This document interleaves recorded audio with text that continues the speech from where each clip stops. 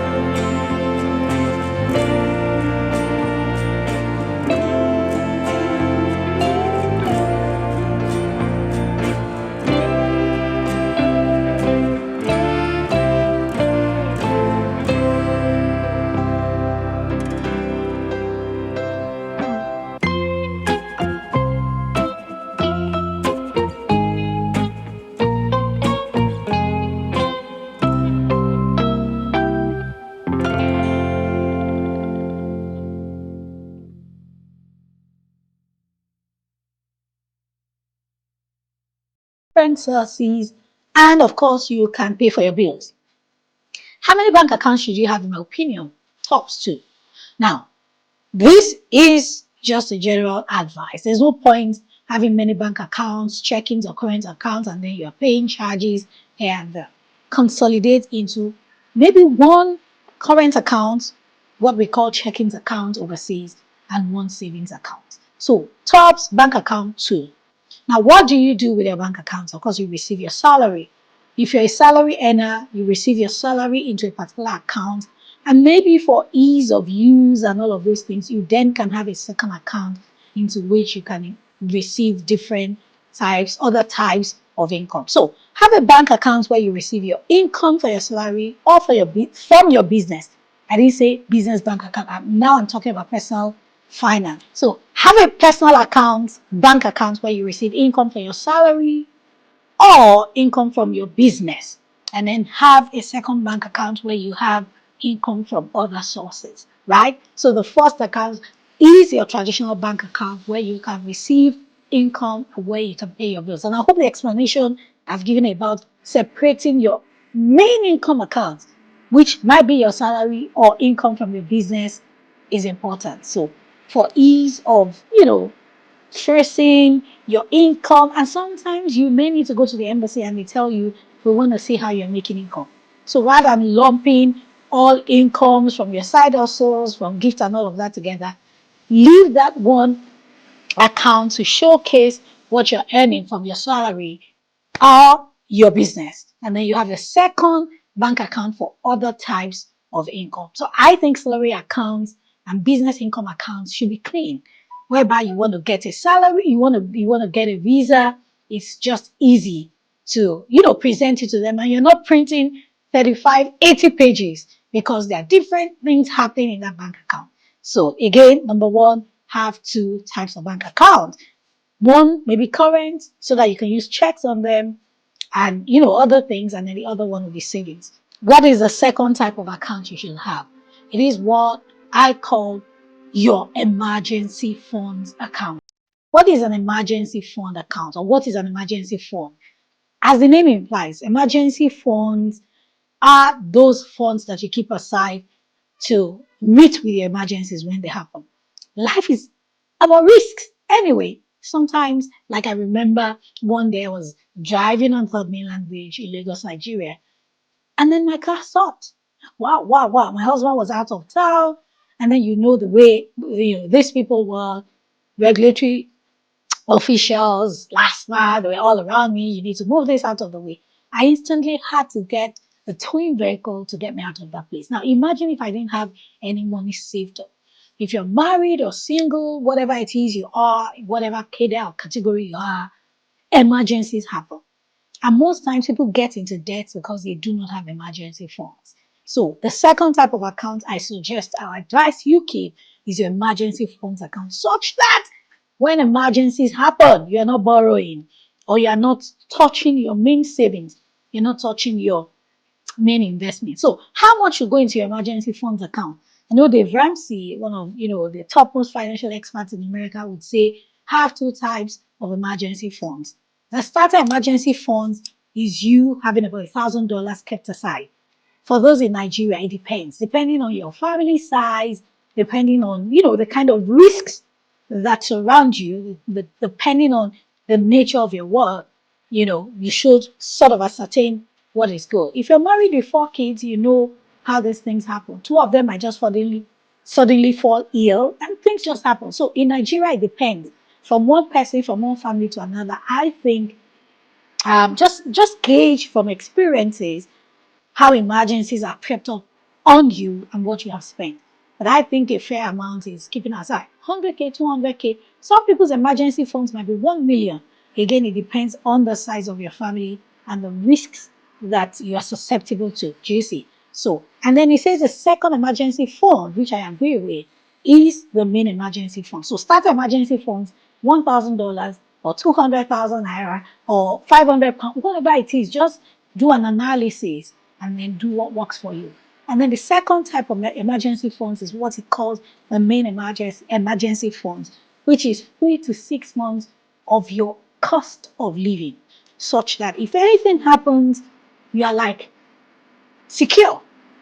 Things happen. Look at what happened during COVID, where and when people lost their jobs. Some people had nothing saved. So if you have 3 to 6 months of your cost of living saved aside, if there are eventualities, for example, you lose your job or you move locations, you relocate, or things happen, you're able to meet up with it. So your cost of living is how much you spend on yourself and your family on a monthly basis. Multiply that by 6 and then keep it in an emergency fund account. Now, the next question is, okay, I hear you, CSA. I understand what an emergency fund is, but what account should I put it in? Should I put it in a traditional bank account, make my third account, or this is what I will say. These days, there are mutual funds. Now, I'm still going to talk about that. And there are fintech apps that enable savings, easy to use, mutual funds that you can keep your emergency funds in. The beauty and the advantage of that is, as you're keeping the emergency funds there, you're even earning interest on them. I'm going to come to that in a bit. But as Smart Stewards, we recently launched our mobile app called Wealth Sync. With our Wealth Sync app, the name is going to come up on the screen. You can have access to savings plans. You can have access to mutual funds that are flexible enough to operate, which means that you can deposit at any point in time and you can withdraw at any point in time. Easy to use. You can use any of those plans for your emergency funds. So what I'm saying is that don't just keep the emergency funds. If you keep it in a traditional bank account, you may not be earning interest or something really small, right? So keep it in an account that can earn you interest. Now, the third account that you should have is what I call the savings account. Now, I didn't say your bank account. Remember, I said for the first one, you need a traditional bank account. For the second one, I said you need an emergency funds account. The third one is what I call your savings account. And it does not necessarily have to sit in the bank. Now, let me explain the concept of savings and investment so you understand what I mean. When I tell people to save money, when we tell people to save money, it just means consistently putting money aside, whilst investing is consistently putting money to work. I tell people that savings help you build consistency. So if you earn, say, 300,000 per month or 50,000 per month, put aside at least 10 to 20% of that in a savings account. When it accumulates, you then can invest. But these days, there's even a thin line between saving and investing, because as you put it aside, you can invest it already. But some people still like to save. They are not ready to take an investing or investment decision. Then they put it in a savings account when they are ready. So don't say, I don't know what to invest in, that's why I'm not saving. No. Start to take it aside consistently so that when you're ready about investing, you then can invest. So, CSA, I hear you. I should have a savings account. Where should I put it? Should I put it in my bank account? No. These days, just like I said when I was talking about the emergency funds, there are mutual funds that are so flexible, like your traditional bank accounts, that you can put money in. I don't want to mention names, but A, do your due diligence or join us at our Smart Stewards Academy where we teach some of those things. And now that we have our mobile app called the WorldSync app, you can also double as your savings account because they are mutual funds. And WorldSync are integrated with other asset management companies, big companies, reputable companies where your funds are safe with. And there are variants of mutual funds, variants of savings, opportunities and platforms and programs. So when you save with us, we are putting your money in those thorough and very effective asset management companies. And you can decide to say, you know what, I'm going into an asset management company. I want to open a mutual fund and let them continue to save for me, right? Let them continue to keep my money for me. So far I've talked about the traditional bank account. I've talked about the emergency fund account. And I have talked about the savings account. And I'm saying that your savings account can be kept in a mutual fund account. And it can be kept in a fintech account, fintech platform where there are varieties of, savings opportunities. But before you put your money anywhere, make sure you do your due diligence. And that's why I can talk about our own WealthSync app.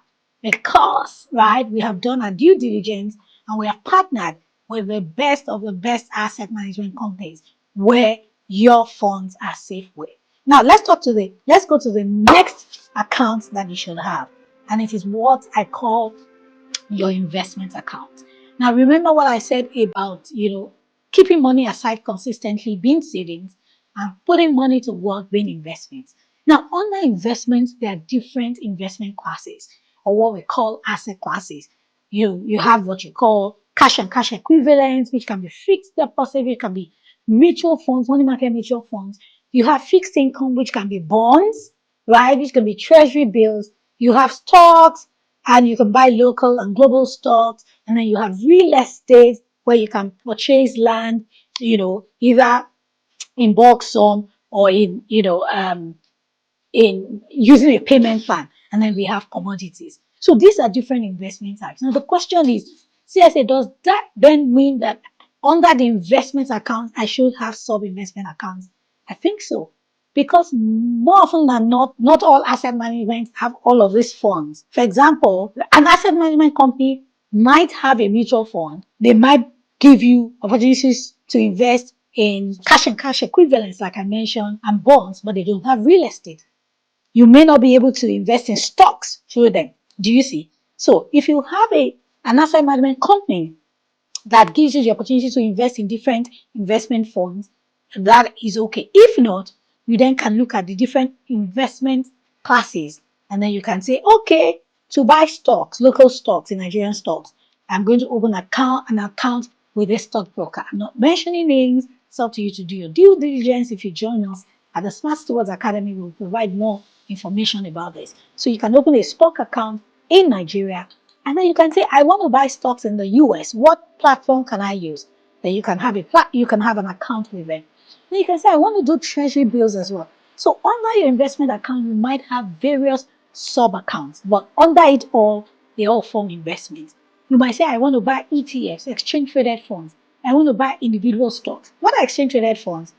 Is an index tracking underlying stocks or tracking stocks in a sector.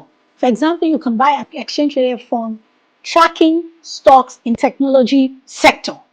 You can buy an ETF tracking stocks as part of the top 500 companies in the US, which we call the S&P 500. Now, this video is not about that. I'll probably do another video to explain that. But I'm saying that under investments, because there are different asset classes, you then can have multiple accounts under that. So you can have a mutual fund account under investments. You can have a stock account with an asset management company or stockbroker that gives you the opportunity to buy stocks in Nigeria. You can have an account with an app or a platform that enables you to buy US stocks, right? And then you can also buy treasury bills and bonds through an asset management company. Do you see? And then for those who are interested, everybody should be interested in buying commodities, right? Digital assets. You can then also have an account on the platform that sells all of those things. Do you see? So we have talked about traditional bank account, emergency fund account. We have talked about savings account, right, where you pull funds, which also could serve as your investment account. We have talked about investment account. Now, another sort of investment account is what I call brokerage account.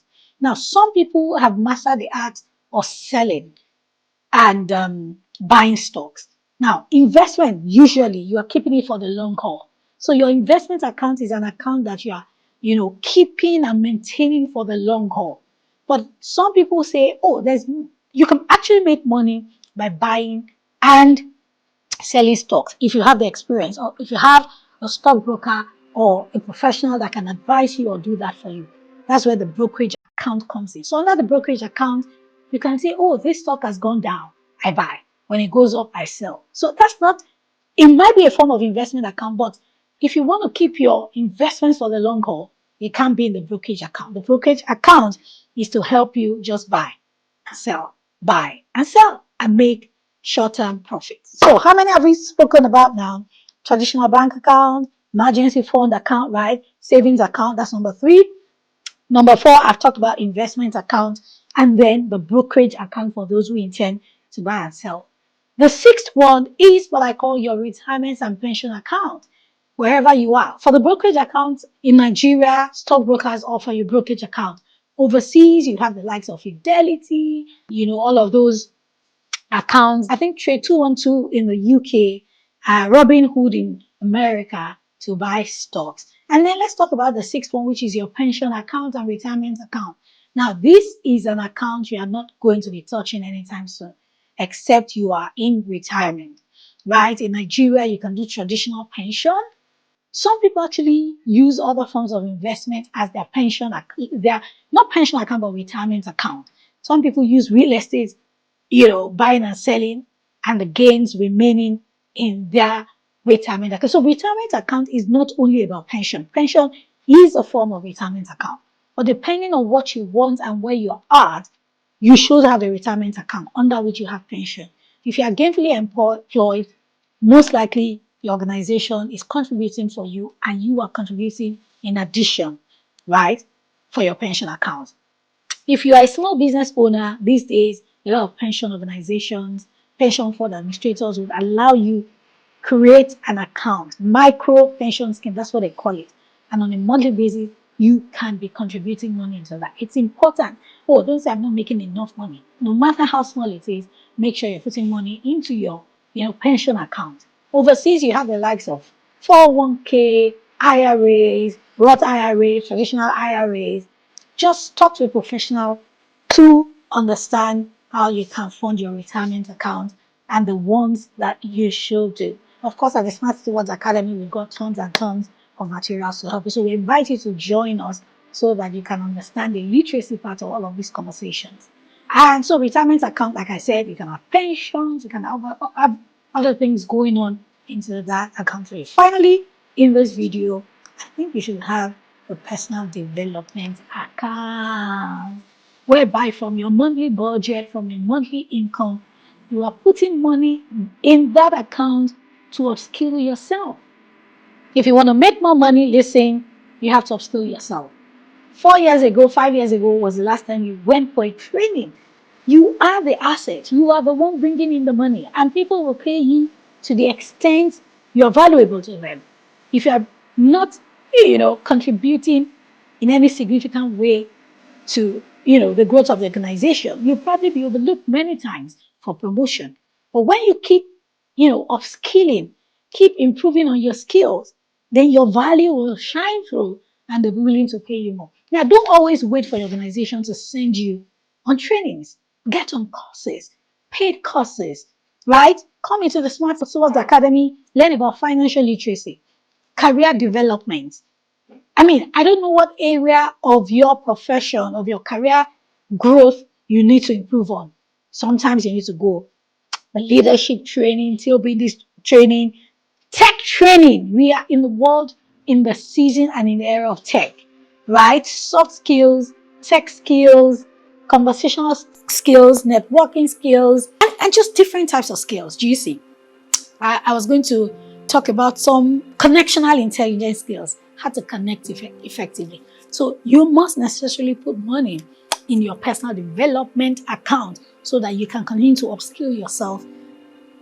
And in turn, you'll be able to bring more value to the table and then you can make more money. Do you see? So those are the 7 important, at the very least, accounts that you should have. Again, you do not need to have accounts with all the banks. These are different personal finance accounts you should have. And I tell you, once you put the structures into place, they will move your financial journey forward. Finally, today, please join us at the Smart Stewards Academy and trust me, you will learn more about these accounts and how they can help you jumpstart your journey to financial freedom. Until I see you next time, my name is Shola Adeshakin, lead coach and founder of Smart Stewards, and it is my pleasure and absolute delight to see you win with your finances. I love you and see you in the next video.